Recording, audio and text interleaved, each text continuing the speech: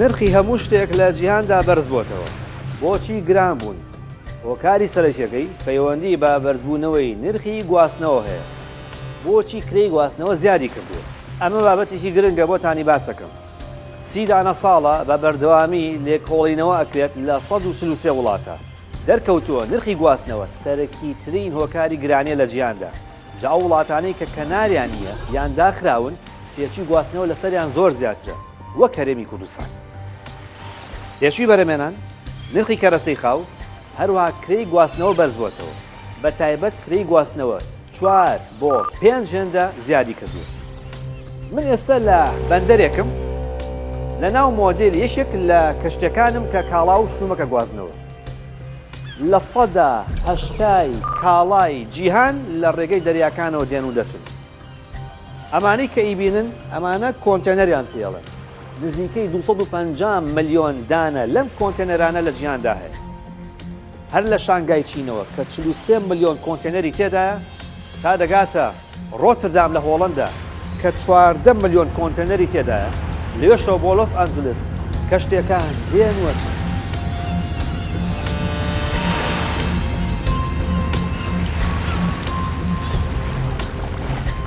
سرنجان ڕاکێشم بۆ ئەم زانیاریان ببینن کە چۆن نرخی کاڵا و شتومەک بەرز بۆتەوە.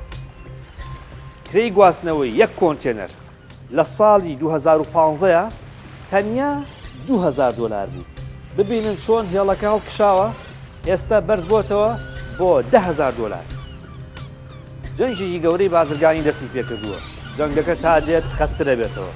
ئەوە تا لە ترسی ئەوەی خۆراک بەشیان نەکات 20 وڵات هەناردەی خۆراکیان ڕاگرن. جا کاتێک بەراوردی ئێستا ئەکەین لەگەڵ پێش ڕووداوەکانی 24 دوی ئەم ساڵ کە جەنگ دەستی پێکرد ئەو کاتە بینین کە چۆن نرخی خۆراک بە گشتی 20% زیادی کردووە. ڕۆن 23% نرخەکەی بەرز بووەتەوە. تەنیا بڕیارەکەی هەندستان بۆ ڕاگررتنی هەناردەکردنی شەکر نرخەکەی 6% بەرز کردەوە. کاتێککە بینین کە میسر 81%، سۆماڵ لە 100%، سۆدان 75% پشت بە دانوێڵە و گەرمی رووسیا و ئوکرانیا بەسن ئەو کات لە ئاستی مەترسیەکان تێگەی.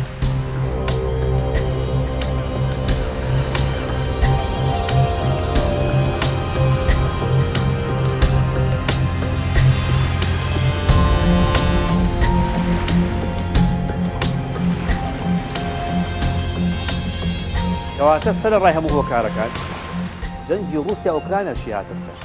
بەگشتی نرخی سوتەمەنی، کرێی کرێکار، هەروەها کرێی کۆنتێنەر ئەو سێ کوچکەیەن کە بەردەوام کاریگەری زۆریان لەسەر بەرزبوونەوەی نرخی گواستنەوەی کاڵا هەیە لە جیهان.